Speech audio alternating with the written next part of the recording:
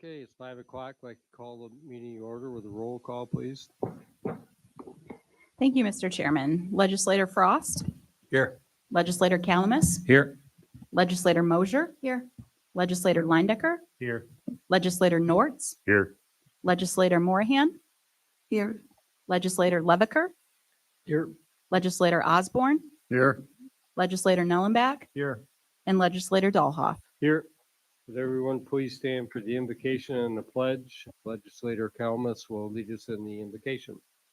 Gracious and loving God, we come before you today to seek your wisdom and guidance in the decisions we make.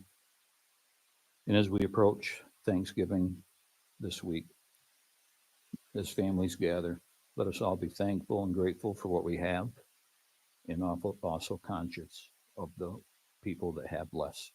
We ask this in your name. Amen.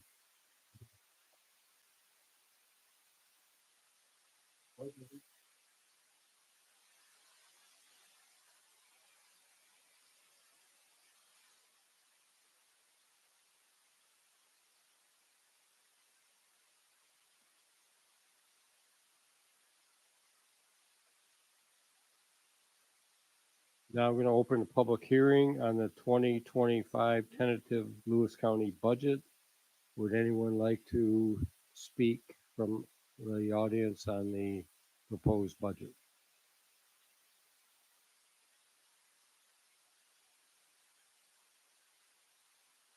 You'd come forward and there's a mic button on the bottom. You got it? Okay. And state your name for the record, please. Name and township. Good evening. I'm Megan Harney. I'm the director of Level Free Library, and I'm here with a few other folks from Lewis County Libraries, which are all part of North Country Library System. I want to thank you for your continued investment in Lewis County Libraries, which cover Lewis County from Harrisville to Osceola. The county contribution to our libraries covers an important part of library service for our patrons, technology access. This includes Wi-Fi inside and outside our buildings, desktop computers with things like software such as word processors, and printing, copying, and faxing, projectors or TVs in community rooms, technology help on both personal and library devices, and 24/7 access to digital collections, which include accommodations like large and dyslexic type. The funding for technology and IT costs includes the shared cost of our online catalog, digital collection, ongoing hardware replacements, and monthly internet costs. This year, North Country Library System received a New York State construction grant, which provided Lewis County Libraries with significant savings on one-time costs that gives the ongoing investment more impact. If I tried to give you a list of all of the services that our libraries provide, even those just supported by technology, I would take up too much time. LeVar Burton, the host of Reading Rainbow, said in an interview last year about how libraries had impacted him, better to ask what role sunlight and water plays in the life and work of flowers.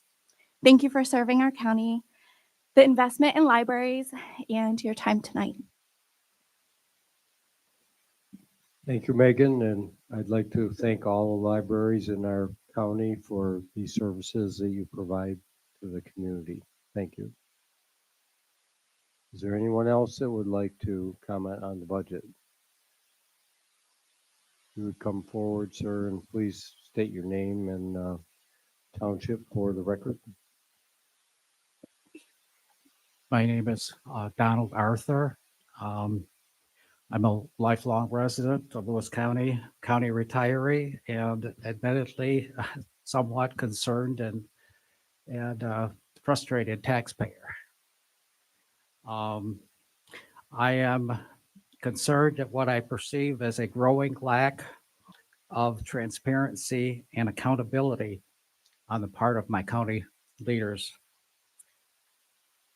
I spent more than usual reviewing the online 2025 budget proposal. I also watched Mr. Hunt's interview with Nick Altmeyer on Lincoln Lewis County. And by the way, Mr. Hunt, I do appreciate your taking the time to do that, but I do have questions. But my first question is more for the legislators. Is it your expectation and assumption that your constituents are able to look at that budget proposal and understand it well enough to be able to come here this evening and ask educated questions? During Mr. Hunt's interview with Mr. Altmeyer, a spreadsheet was displayed showing the 24 to 25 budget for the general fund. I believe it's on page 12.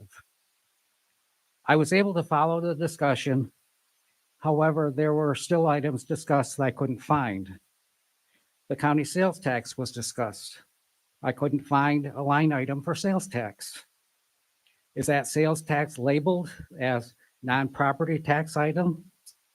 You know, it's rather confusing. There are two line items under revenue, one labeled other than real property tax, the second non-property tax items. IGT was discussed. I couldn't find that either. Is that buried under another line item? There is one line item labeled home and community services, including A6420. Can I assume that A6420 is one of your general ledger account numbers? You know, I looked at the section for the hospital budget information that I am both interested and familiar with. I find a one-page summary of the hospital budget with a statement, additional details can be found in the official Lewis County Health System operating budget.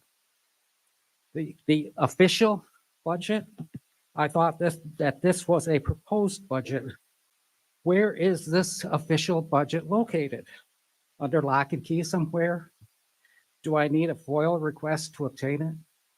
You know, I was looking at a budget proposal for Erie County out in Western New York.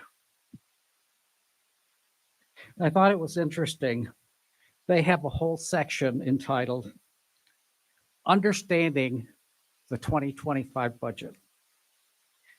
And on the first two pages is are pie charts. The first one is where the funding goes. The second, where the revenue comes from. Very simple, very straightforward. Could you get a little more creative? Put a little more thought into the process?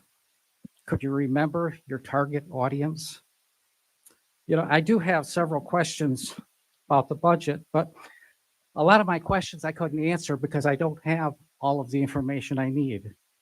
But I do have two things. I have written down some of those information requests, and I will leave them with Mr. Hunt.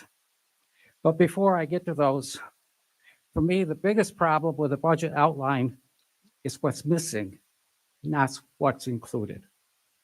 That is the current year actual dollar amounts. I understand that you don't normally include year-to-date actual dollars in your budget document. Normally, in most counties and municipalities, there are monthly and year-to-date actual dollars published in monthly meeting minutes. Lewis County has apparently decided that its taxpayers don't need to see those actual dollars. The previous county treasurer, Patty O'Brien, at least reported on a monthly basis the individual fund balances, but now Mr. Verkler, during his report, simply refers to his report that has been previously submitted to the legislators without identifying any actual dollars. Why can't that whole treasurer's report be published? Aren't there monthly or at least quarterly discussions concerning comparisons between actual and budgeted revenues and expenditures? And can't that information be published? You know, in my opinion, there is no transparency or accountability without those actual dollars and those comparisons being published. You know, I have a couple questions about the health insurance fund. Over the past several years, there has been a great deal of focus within the budget document on the struggle maintaining an appropriate balance. I see nothing noted this year. So can I assume that all the problems have been resolved? On page 17 of the 2024 budget, there was a projection of $700,000 savings as a result of moving county retirees to the Medicare Advantage program. As of January 1st, 2024, was that $700,000 savings realized? And what was the actual impact of the transition on the health insurance fund as a whole? And the last thing, the other topic is that I would like to discuss is the approved stipend position for the deputy county manager. I don't have a problem with the position, just the process. It doesn't seem to me that there was an appropriate assessment and justification in determining the appropriate need. Mr. Hunt, in discussing in your interview with Nick Allmeyer, I couldn't help but wonder if the department managers have a higher standard that they have to meet in getting new positions approved than that of the deputy county manager. Your statement to the department managers that they were being asked to contain expenses as much as possible, dollars might be tight. I understand that this position is only $15,000, but it seems like it is a case of do as I say, not as I do. I also question the transparency and accountability for establishing and monitoring this individual's job performance. How will taxpayers or anybody else know what that we are actually getting our money's worth? Also, for the department manager appointed to receive that stipend, where's the transparency and ongoing accountability for meeting performance standards of both their full-time and departmental responsibilities, plus meeting standards established for this new position of deputy county manager? How will they split their time? I also was very concerned with the discussion and vote during the October 1st monthly meeting. I was pleased to see a couple of voices of opposition. Thank you, legislators Nortz and Leindecker. What bothered me was how quickly that opposition was shut down. Is there no room for discussion from opposing voices anymore? Their constituents had taken the time to contact their elected representatives, and it didn't seem like there was any interest in understanding why they were opposing. I began with a question. Are your constituents able to understand this information provided to them in order to ask educated questions? What are your expectations for this meeting? It doesn't seem to me that there was much effort or thought put into preparing for it. Or is it just one of those necessary evils that you need to tolerate each year because it's required? Thank you.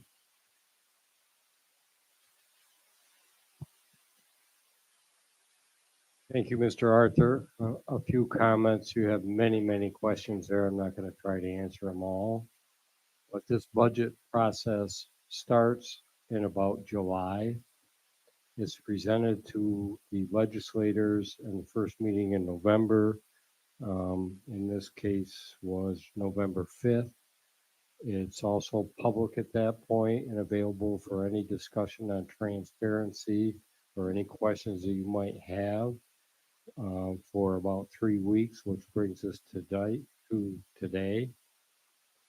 Tonight, the legislators have reviewed the budget, and if they would like to make any changes to it, you'll hear that discussion tonight. And then we will formally adopt the budget, the final budget that you speak of on December 3rd. So that's basically the process in a nutshell. And if you had questions on the budget, it's been publicly available for 3 weeks.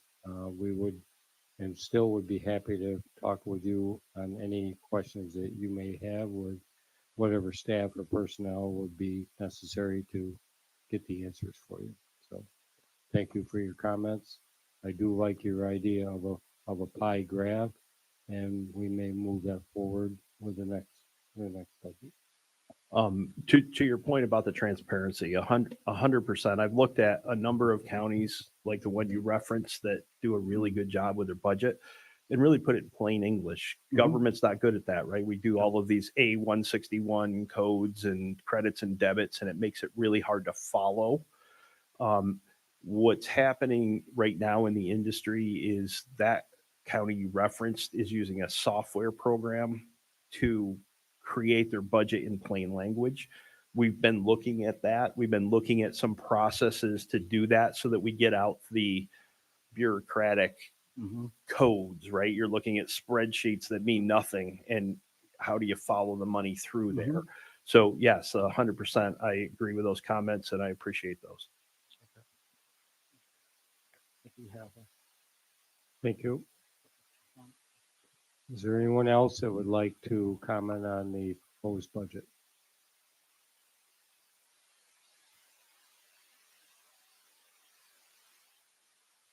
Under privilege of the floor, is there anyone that would make comments, any general comments at all?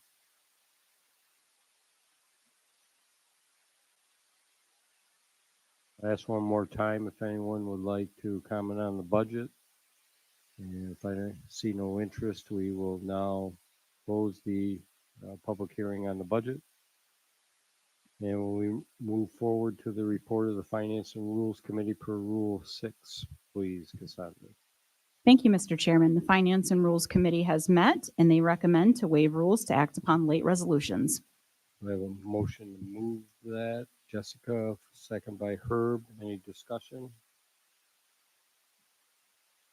All in favor? Anyone opposed?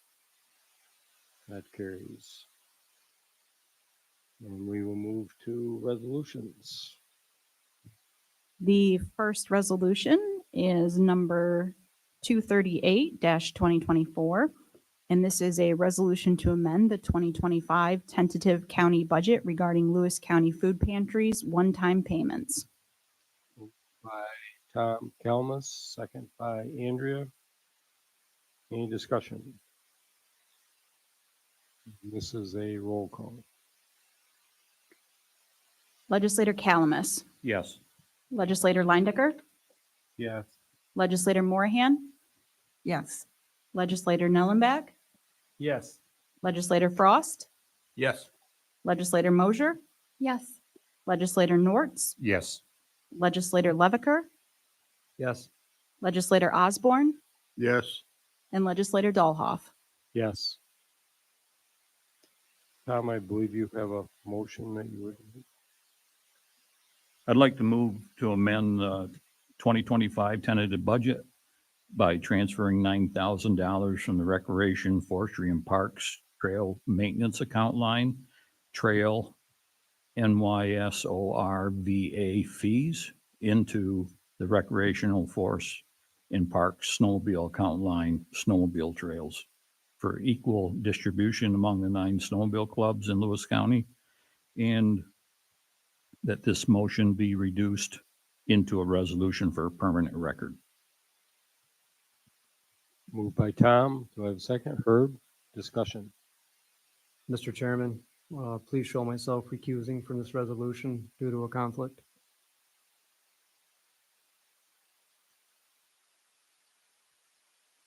The only comment that I would have that's along this line is I would like us to somehow see that we put together a benefit somehow to reward or acknowledge the landowners that provide land for this trail system to operate, and not only the snowmobile clubs, but also the ATV clubs that are involved in the recreation process. I somehow would like to see that happen, and if we can figure out a line item to move some money forward, say for a banquet or something along that line, that we could try to attempt that. So Yeah, I would also like to comment, Legislator Nellenbach had brought up the 7 rescues for EMS that really provide a service for the snowmobile community within itself to get that kind of address in the future. Any other comments? All in favor? Oh, sorry. Legislator Mosier, Yes. Legislator Nortz, Yes. Legislator Lindecker, Yes. Legislator Frost, Yes. Legislator Leviker. Oh, I'm sorry, you recused yourself. Legislator Moorhan, Yes. Legislator Nellenbach, Yes. Legislator Osborne, Yes. Legislator Calamus, Yes. and Legislator Dolhoff. Yes.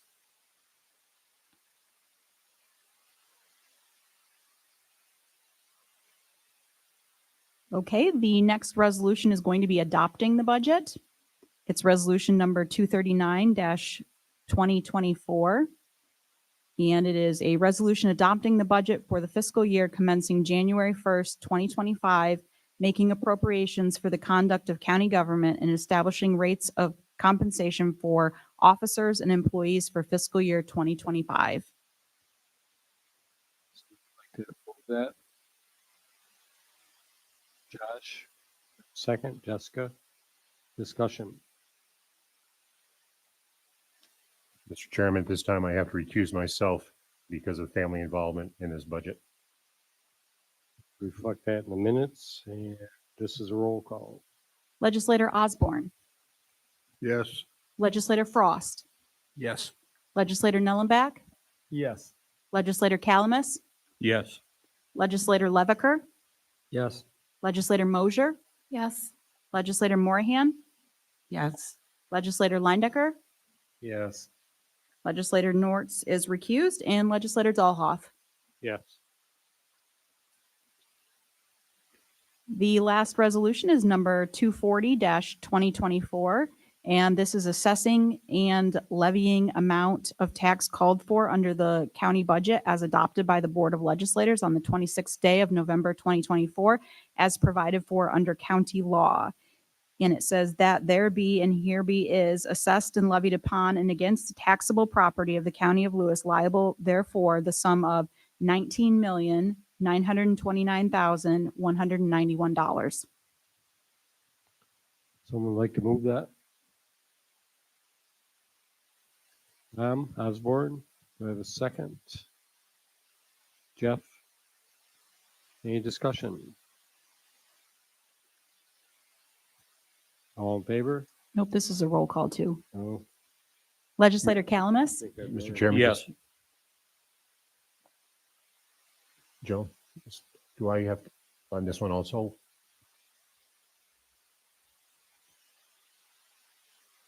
Okay.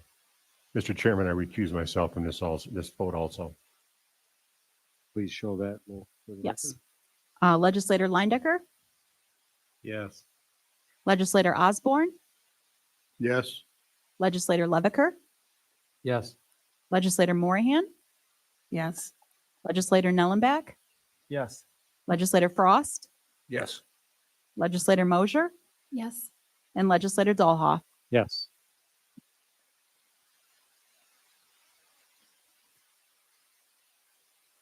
So that concludes the resolutions. Do we have any other business anyone would like to bring forward?